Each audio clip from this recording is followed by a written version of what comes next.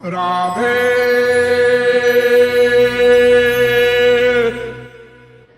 तो ठाकुर जी की आंखों में क्या विशेषता है? अति रस भरे,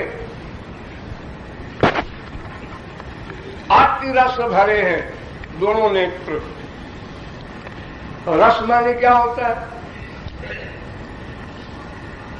रस तो तरल पदार्थ को कहते हैं। मौसमी का रस, संतरे का रस नहीं। रसो वही सह, वेद कहता है रस कहते हैं ब्रह्म को, और आनंदो ब्रह्मेति विजानात्, और ब्रह्म कहते हैं आनंद को। तो ब्रह्म का एक नाम है रस, उस सुप्रीम पावर का नाम है रस। वो रस है, उसमें रस है ऐसा नहीं, वही रस है। रस स्वरूप है, आनंद स्वरूप है। तो रस भरे कह देते फिर। अभी उसके आंख ही नहीं है, वो तो रस रूप है, तो आंख वाला होना चाहिए। ब्रह्म तो रस रूप है, साकार है नहीं, तो उसके आंख भी नहीं। जब आंख नहीं तो आंख में रस कहां से आएगा? अच्छा भाई, तो ठीक है, ब्रह्म रस रूप है, तो रस भरे कह देते कि ब्रह्म रस रूप है, श्री कृष्ण रस भरे नेत्र वाले हैं। नहीं, ये भी ठीक नहीं। क्यों? रस भरे हुए नेत्र महाविष्णु के रहते हैं। श्री कृष्ण का एक रूप है महाविष्णु का, वो जो चार भुजा वाला आप लोग कभी फोटो में देखते हैं, सर्व के चक्र गदा पद्म लिए हुए अनंत कोट ब्रह्मांड नायक, उनका भी शरीर वही है जो ठाकुर जी श्री कृष्ण का है। यानी शरीर है ही नहीं है, सच्चिदानंद ब्रह्म, वही सच्चिदानंद ब्रह्म शरीर बन गया। जैसे आप है और आपका शरीर है, दो अलग अलग वस्तु है, ऐसा नहीं है। वहां भगवान और भगवान का शरीर, ये केवल शब्द बोला जाता है। वास्तव में भगवान और भगवान शरीर ऐसा बोलना चाहिए।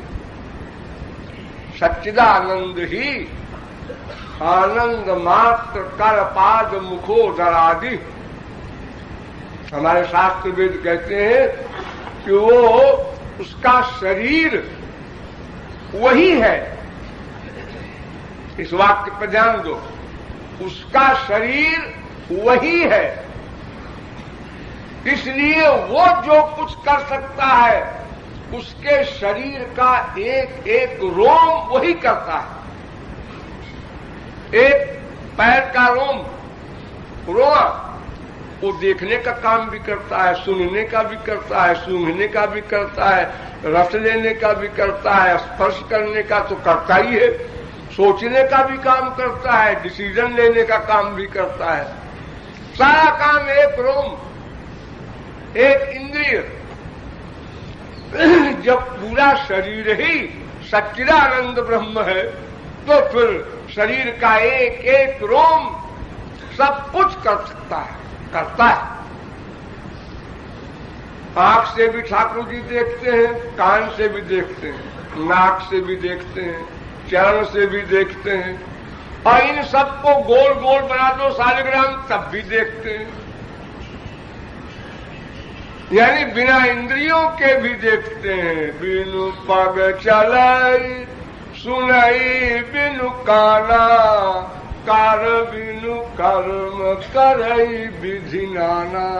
आनंद रहित सकल रस भोगी, और बिनु जिह्वा बक्ता बल जोगी। जबान नहीं बोल रहा, ठाकुर जी गहरी नींद में सो रहे थे और चारों वेद निकल पड़े। चारों वेद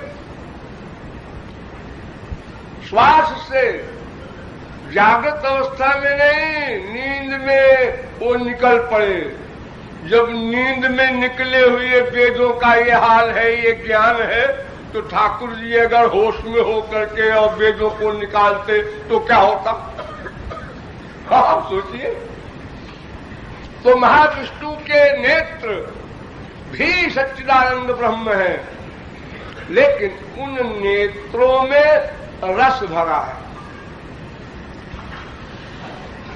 यानी रस के बने हुए शरीर के नेत्र में रस भरा है, लेकिन श्री कृष्ण के नेत्र में रस नहीं है, आती रस है। यानी जिसके आगे और कोई रस न हो। श्री कृष्ण के आगे कोई भगवान का स्वरूप ऐसा नहीं है जिसमें श्री कृष्ण के बराबर भी रस हो। जितने अवतार हैं सब रस भरे हैं और श्री कृष्ण के नेत्र आती रस भरे हैं। तो ऐसे नेत्र को देखकर कृपालु ने चैलेंज कर दिया, आज आप कंपटीशन में जिसकी हिम्मत हो। तो संसार में खबर फैल गई। तो 3 पर्सनैलिटी चले कंपटीशन में खड़े हुए। खंजर एक पक्षी है, मीन मछली और चकोर, इन तीनों के नेत्र में एक विशेषता है। इसलिए ठाकुर जी के नेत्र की उपमा दी जाती है कि ठाकुर जी के नेत्र मछली के नेत्र के समान है, खंजन के नेत्र के समान है, खंजन नयन। तो ये तीनों कंपटीशन में आकर खड़े हो गए। कृपालु ने पूछा, आप लोग कैसे आए?